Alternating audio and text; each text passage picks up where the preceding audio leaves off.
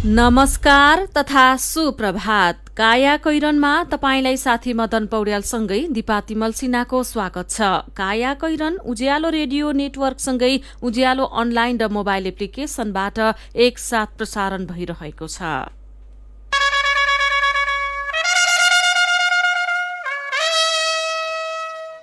पालिका चुनाव 2079। अब 8 दिन बाँकी।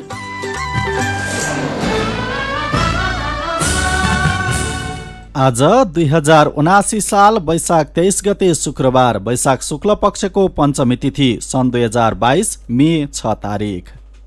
काया कैरन सुरु गरौं मुख्य खबरका शीर्षकहरूबाट।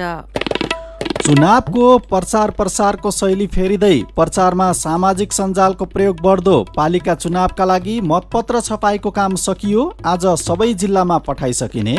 कर्मचारी चुनावमा खटिँदा सरकारवादी मुद्दा प्रभावित, मुद्दाको चाप बढ्दो। सकभर मुद्दा स्थगित नहुने गरी काम गर्ने महाधिवक्ता कार्यालयको भनाई। बर्खे आलु बालीमा बित्ता नाप्ने किराको प्रकोप, आलु सहित मकै तथा तरकारी बालीमा फैलन नदिन तत्काल व्यवस्थापनमा जुट्न विज्ञको आग्रह। विभिन्न विषादीहरू क्लोरोपाइरिफास, साइपरमेथ्रिन मिक्स भएको वा इमामेक्टिन बेन्जोएट भन्ने विषादी 1 ग्राम 3 लिटर पानीमा सही समयमा सुरक्षित तरिका अपनाएर स्प्रे गरेर नोक्सानी बचाउन सक्छौँ आफ्नो बालीलाई। आउँदो अक्टोबर 1 देखि दिल्लीमा विद्युतमा अनुदान माग गर्नेका लागि मात्रै दिइने। र नेपाल र जिम्बाब्वेको ए टोली बीच आज पहिलो 1 दिवसीय श्रृङ्खला हुँदै आइपिएल क्रिकेटमा दिल्लीले हैदराबादलाई 21 रनले हरायो। कायामा अब खबरको सिलसिला। सत्तारूढ 5 दलीय गठबन्धनले पालिका चुनावमा देशभर तालमेल गर्ने सहमति गरे पनि अपेक्षाकृत कार्यान्वयन हुन सकेन। केन्द्रको सहमति विपरीत गठबन्धनमा आबद्ध दलहरूबीच स्थानीय स्तरमा तालमेल प्रति तीव्र असन्तुष्टि मात्र देखिएन, असन्तुष्टिको प्रतिबिम्ब उम्मेद्वारी मनोनयन दर्तामा देखियो। तालमेलको भावना विपरीत असन्तुष्ट नेता तथा कार्यकर्ताले स्वतन्त्र उम्मेद्वारी दर्ता गराएका छन्। स्वतन्त्र उम्मेद्वारीको त्रास र गठबन्धनबीच देखिएको अविश्वासको वातावरण अन्त्य गर्न गठबन्धनले संयुक्त चुनावी सभाको सहारा लिएको छ। पालिका चुनावको एपिसेन्टर बनेको भरतपुर महानगरमा 5 दलीय सत्ता गठबन्धनले हिजो चुनावी सभा गरेको छ। शीर्ष नेताले मेयरमा दोस्रो कार्यका लागि उम्मेद्वारी दिएकी रेणु दाहाल र उपमेयरका उम्मेद्वार चित्रसेन अधिकारीका लागि एउटै मञ्चबाट भोट मागेका छन्। प्रधानमन्त्री एवं कांग्रेस सभापति शेरबहादुर देउवा, पूर्व प्रधानमन्त्री द्वय, माओवादी केन्द्रका अध्यक्ष प्रचण्ड र एकीकृत समाजवादीका अध्यक्ष माधव नेपाल, कांग्रेस वरिष्ठ नेता रामचन्द्र पौडेल, जसपा नेता राजेन्द्र श्रेष्ठ लगायतले राजनीतिक उपलब्धि रक्षाका लागि अपरिहार्य वाम लोकतान्त्रिक गठबन्धनप्रति प्रतिबद्ध रहन कार्यकर्तालाई निर्देशन दिएका छन्। यस्तै एमाले अध्यक्ष केपी शर्मा ओलीले स्थानीय चुनावपछि सबैतिर एमालेको सरकार बन्ने दावी गर्नुभएको छ। हिजो कञ्चनपुरको बेलौरीमा रहेको खुल्ला मञ्चमा आयोजित चुनावी सभामा उहाँले त्यसको कास्टिङ 30 वैशाखमा देखिने दावी पनि गर्नुभएको छ।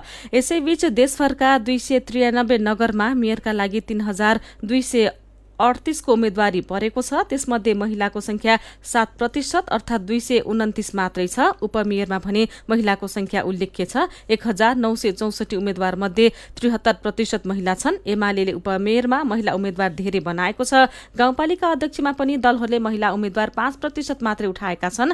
460 पालिका अध्यक्षमा 3092 को उम्मेद्वारी परेको छ। त्यसमध्ये महिलाको संख्या 155 मात्रै रहेको छ। देशभरका 6743 वडाका अध्यक्षका लागि 32497 को उम्मेद्वारी परेको छ, जसमा महिलाको संख्या भने 3% मात्रै रहेको छ। हरेक ओडामा 2 जना खुला सदस्य हुन्छन्। त्यसका लागि 53173 को उम्मेद्वारी परेकोमा महिलाको संख्या 2407 मात्रै रहेको छ। उम्मेद्वारमा महिलालाई चरम उपेक्षा शीर्षक दिएर यो खबर नयाँ पत्रिका दैनिकले छापेको छ।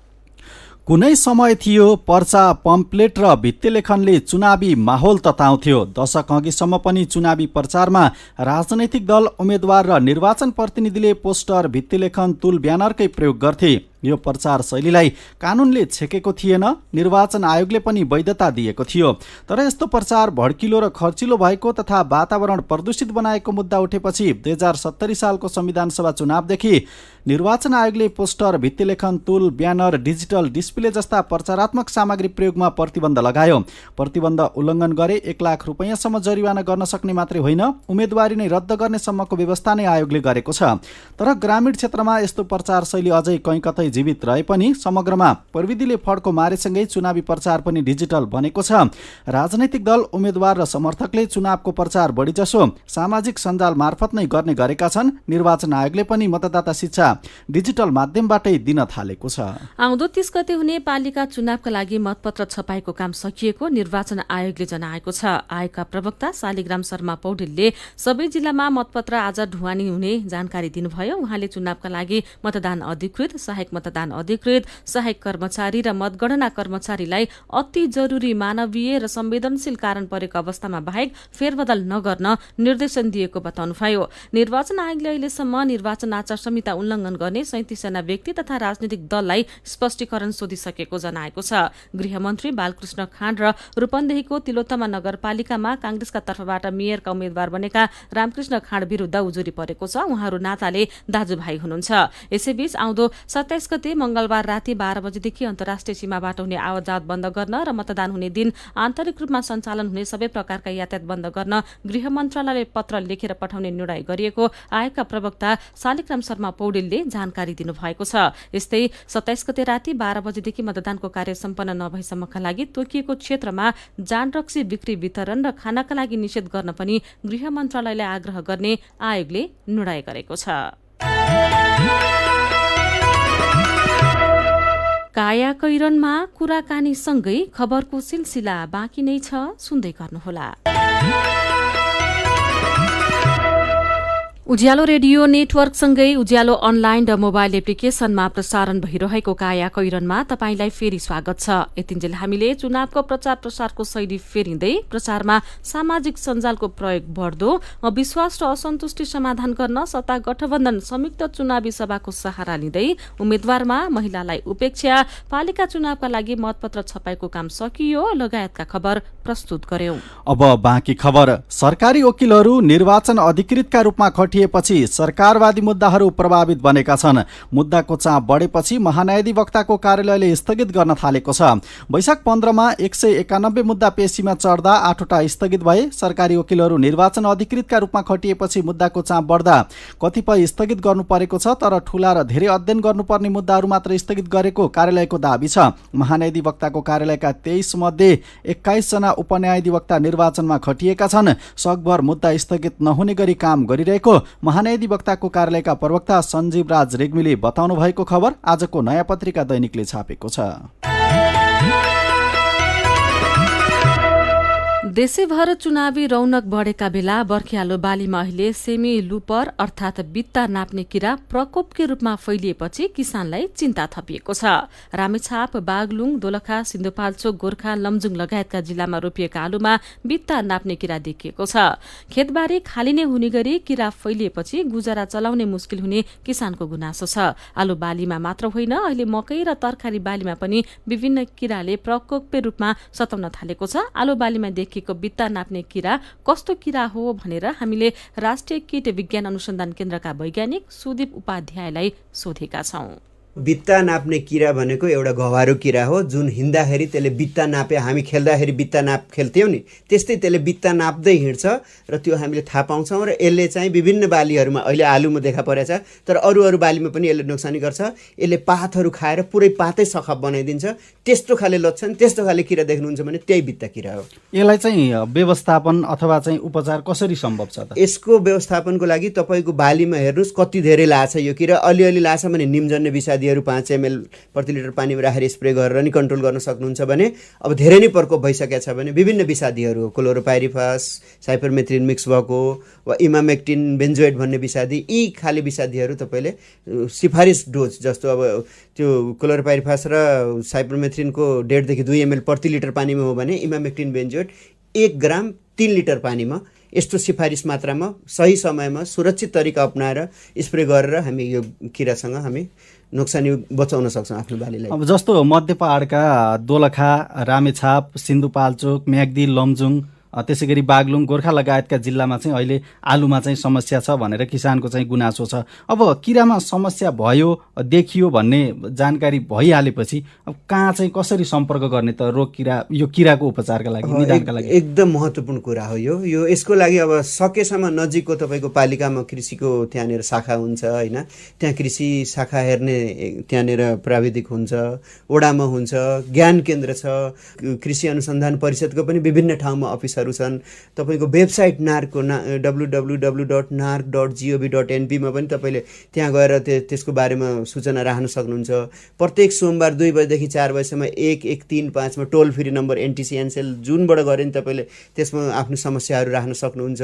यी विभिन्न तरिकाहरू छन्। मेन कुरो किसान चाहिँ अगाडि आउनु पर्यो। उहाँको समस्या हो भने उहाँले नै त्यसको बारेमा समाधान खोज्नु पर्यो, पाउँछ। अहिले आलुमा देखिएको सेमिलुपर तपाईँले भन्नुभयो बित्ता नाप्ने किरा, अब यो अरू बालीमा देखिने सर्ने सम्भावना चाहिँ कतिको हुन्छ? एकदमै हुन्छ। यो किराले विभिन्न प्रकारका कोसे बालीमा पनि लाग्छ। यो त्यस्तै तपाईँको यो त्यो बदाम भन्छौँ नि ग्राउन्डनट, त्यसमा नि यसको प्रकोप देखा पर्छ।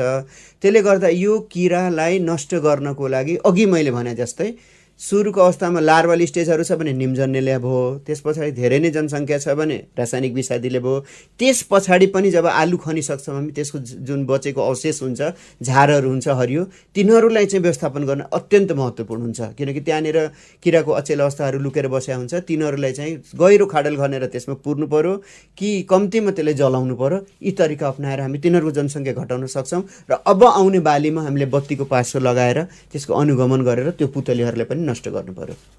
राष्ट्रिय कीट विज्ञान अनुसन्धान केन्द्रका वैज्ञानिक सुदीप उपाध्यायसँगको थप कुराकानी अहिले बिहान 8:20 प्रसारण हुने कृषि विशेष कार्यक्रम बदलिँदो नेपालमा सुन्न सकिन्छ। काया कैरनमा कार्टुनसँगै खबरको सिलसिला बाँकी नै छ, सुन्दै गर्नुहोला। सीधा कुरा प्रष्ट विचार काठमाडौँमा 90 मेगाहर्ज उज्यालो रेडियो नेटवर्क मार्फत देशभरिका विभिन्न एफएम स्टेशन तथा उज्यालो अनलाइन र मोबाइल एप्लिकेशनमा प्रसारण भइरहेको काया कैरनमा तपाईंलाई फेरि स्वागत छ। अब विदेशको खबर। विद्युत संकटका बीच दिल्लीमा आउँदो अक्टोबरदेखि अनुदान दिइने भएको छ। यो नयाँ नियम अक्टोबर 1 देखि लागू हुनेछ। दिल्लीका मुख्यमन्त्री अरविन्द केजरीवालले सहुलियतपूर्ण विद्युत माग गर्नेलाई मात्र अनुदान दिने व्यवस्था गरिएको बताउनु भएको छ। यो नियम लागू भएपछि दिल्लीमा सस्तो बिजुलीको विकल्प हुने भारतीय सञ्चार माध्यमले जनाएका छन्। आम आदमी पार्टी आपका नेता तथा दिल्लीका मुख्यमन्त्री केजरीवालले अनुदानमा विद्युत लिने वा नलिने बारेमा छिट्टै काम थालिने बताउनुभयो। अहिले दिल्लीका उपभोक्ताले 200 युनिटसम्म बिजुलीको शून्य र प्रति महिना 201 देखि 400 युनिटसम्म विद्युत खपत गर्दा 800 रुपैयाँको छुट पाउँछन्। अब खेल खबर। नेपाल र जिम्बाब्वे ए टोली बीच आज पहिलो एक दिवसीय क्रिकेट श्रृंखला हुँदैछ। खेल बिहान 9:30 बजे कीर्तिपुर मैदानमा हुनेछ। नेपालले जिम्बाब्वे एसँग 3 एक दिवसीय खेल्न लागेको हो। भोलि दोस्रो र सोमबार तेस्रो एक दिवसीय हुनेछ। यस्तै खेलकै अर्को प्रसंगमा इण्डियन प्रिमियर लिग आइपीएल क्रिकेटमा दिल्ली क्यापिटल्सले सनराइजर्स हैदराबादलाई हराएको छ। मुम्बईमा गैराती भएको खेलमा दिल्लीसँग हैदराबाद 21 रनले पराजित भएको हो। दिल्लीले दिएको 208 रनको लक्ष्य पछ्याएको हैदराबादले विश्वभरमा 8 विकेट गुमाएर 186 रन मात्रै बनाउन सक्यो। यसअघि पहिले ब्याटिङ गरेको दिल्लीले विश्वभरमा 3 विकेट गुमाएर 207 रन बनाएको थियो। जितसँगै दिल्ली 5औं स्थानमा उक्लिएको छ। दिल्लीले 10 खेलमा 10 अङ्क जोडेको छ। समान खेल खेलेको हैदराबाद 10 अङ्कका साथ 6औं स्थानमा छ। अब केही खबर संक्षेपमा। निर्वाचन आयोगले गएको पालिका चुनावमा 20,000 स्वयंसेवक मार्फत देशभर मतदाता शिक्षा सञ्चालन गर्यो। झण्डै 40 करोड़ खर्चेर सञ्चालन गरिएको मतदाता शिक्षा बीच विराटनगर महानगरमा 24%, ललितपुर महानगरमा 19% र जनकपुर उपमहानगरमा 14.44% मत बदर भएको थियो। यसपालि मतदाता शिक्षा कार्यक्रम नै छैन, त्यसैले बदर मत बढ्ने अनुमान आयोगका अधिकारीहरूले गरेका छन्। यसपालि बदर मत झन बढ्ने अनुमान गरिएको खबर कान्तिपुर दैनिकले छापेको छ। नेपाली कांग्रेसले पार्टीका आधिकारिक उम्मेद्वार विरुद्ध उम्मेदवारी दिएका प्रस्तावक र समर्थकलाई पार्टीबाट निष्कासित गरेको घोषणा गरेको छ। हिजो कांग्रेस मुख्य सचिव कृष्ण प्रसाद पौडेलले विज्ञप्ति निकालेर पार्टीका आधिकारिक तथा पार्टीले समर्थन गरेका उम्मेद्वार विरुद्ध विद्रोही उम्मेद्वार प्रस्तावक र समर्थक बनेकाको पार्टी सदस्यता नरहेको सूचित गराउनु भएको हो। नेपाली कांग्रेसले वैशाख 19 गते विज्ञप्ति निकालेर विद्रोहीलाई आफ्नो उम्मेदवारी निष्क्रिय बनाएर पार्टीका आधिकारिक तथा पार्टीले समर्थन गरेका उम्मेदवारको पक्षमा उभिन आग्रह गरेको थियो। भोजपुरको सडानन्द नगरपालिकामा रहेको बोया बिहीबारे बजारमा भएको आगलागीमा परेर 2.5 वर्षकी बालिकाको ज्यान गएको छ। 2 जना घाइते भएका छन्। स्थानीय खेममणि तामाङको 2.5 वर्षकी छोरी रेशमाको ज्यान गएको प्रहरीले जनाएको छ। घाइते खेममणि तामाङ र मीना तामाङलाई उपचारका लागि धरानमा रहेको बीपी कोइराला स्वास्थ्य विज्ञान प्रतिष्ठान धरान पठाइएको जिल्ला प्रहरी कार्यालय भोजपुरका डीएसपी राजकुमार राईले जानकारी दिनुभयो। आगलागीबाट 4वटा घर पूर्ण रूपमा जलेर नष्ट भएको प्रहरीले जनाएको छ। नेपाल प्रहरीको आईजीपी नियुक्ति बदरको माग गर्दै परेको रिटमा सर्वोच्च अदालतले अन्तरिम आदेश दिन अस्वीकार गरेको छ। निवेदक एआईजी विश्वराज पोखरेल पक्षका कानून व्यवसायीले हिजो गरेको जवाफी बहस सुनेपछि न्यायाधीश सुषमलता माथिमाको एकल इजलासले विपक्षी बनाइएका आईजीपी धीरज प्रताप सिंहले कार्यभार सम्हालिसकेको हुँदा अन्तरिम आदेश दिन आवश्यक नभएको निष्कर्ष सुनाएको हो। रिटमाथि आउँदो जेठ 17मा पूर्ण सुनवाईको पेशी तोकिएको छ। संयुक्त राज्य अमेरिकाले मध्यम आययुक्त देशमा स्तरोन्नतिको लागि नेपालले गर्ने प्रयासमा सघाउन 5 वर्षमा झण्डै 80 अर्ब रुपैयाँ अनुदान दिने भएको छ। अमेरिकाले नेपाललाई 79 अर्ब 71 करोड़ रुपैयाँ अनुदान उपलब्ध गराउने सम्झौतामा हिजो हस्ताक्षर भएको हो। मन्त्रालयका अनुसार यो सहयोग गुणस्तरीय शिक्षा एवं स्वास्थ्य प्रणाली, दिगो ऊर्जा र कृषि विकासमा उपयोग गरिनेछ। चालू आर्थिक वर्ष 2078-79 मा बागमती र गण्डकी प्रदेशको आर्थिक वृद्धि दर राष्ट्रिय औसतभन्दा बढी हुने देखिएको छ। चालू आर्थिक वर्षमा नेपालको आर्थिक वृद्धि दर 5.8% हुँदा बागमतीको 6.7% र गण्डकीको 6.2% हुने अनुमान केन्द्रीय तथ्याङ्क विभागले गरेको हो। अरू 5वटा प्रदेशको आर्थिक वृद्धि दर भने राष्ट्रिय औसतभन्दा कम हुने देखिएको छ। काया कैरनमा अब पालो उखानको। भेडाको खोरमा बाख्रा किन बस्थ्यो? उज्यालो रेडियो नेटवर्कबाट प्रसारण भइरहेको काया कैरन सक्नु अघि मुख्य खबर फेरि एकपटक। चुनावको प्रचार प्रसारको शैली फेरिँदै प्रचारमा सामाजिक सञ्जालको प्रयोग बढ्दो। पालिका चुनावका लागि मतपत्र छपाईको काम सकियो। आज सबै जिल्लामा पठाइसकिने। कर्मचारी चुनावमा खटिँदा सरकारवादी मुद्दा प्रभावित। मुद्दाको चाप बढ्दो। सकभर मुद्दा स्थगित नहुने गरी काम गर्ने महाधिवक्ता कार्यालयको भनाई। बर्खे आलु बालीमा बित्ता नाप्ने किराको प्रकोप। आलु सहित मकै तथा तरकारी बालीमा फैलन नदिन तत्काल व्यवस्थापनमा जुट्न विज्ञको आग्रह। आउँदो अक्टोबर महिनादेखि दिल्लीमा विद्युतमा अनुदान माग गर्नेका लागि मात्रै दिइने। र नेपाल र जिम्बाब्वेको ए टोली बीच आज पहिलो 1 दिवसीय श्रृङ्खला हुँदै आइपीएल क्रिकेटमा दिल्लीले हैदराबादलाई 21 रनले हरायो। अब कार्टुन। आज हामीले रवि मिश्रले बनाउनु भएको कार्टुन लिएका छौं। जसरी पनि चुनाव जित्ने दौडमा राजनीतिक दल र उम्मेद्वार छन्। मतदातालाई रिझाउन र आफ्नो पक्षमा मत ल्याउन उम्मेद्वारले पूरै नहुने खालका सपना र आश्वासन समेत बाँड्न थालेका छन्। आजको कार्टुन पनि यसै विषयसँग सम्बन्धित छ। यहाँ कार्टुनमा एकजना उम्मेद्वार मञ्चमा भाषण गर्दैछन्। उनी मतदातालाई फकाउँदै भन्दैछन्, हामीले चुनाव जितेमा जन्मिनासाथ वृद्ध भत्ता वितरण गर्नेछौं। आजको काया कैरन सकिएको छ। काया कैरनबाट प्राविधिक साथी प्रवीण श्रेष्ठसँगै हामी पनि बिदा माग्छौं। काया कैरन सुन्नुभएकोमा तपाईलाई धन्यवाद। उज्यालो मोबाइल र अनलाइनमा प्रसारण भइरहेका रेडियो र अनलाइनका सामग्री भाइबरमा पनि उपलब्ध छन्। कोरोना विरुद्धको खोप लगाए पनि घर बाहिर निस्कने बेलामा मास्क लगाउन नबिर्सौं। नमस्कार।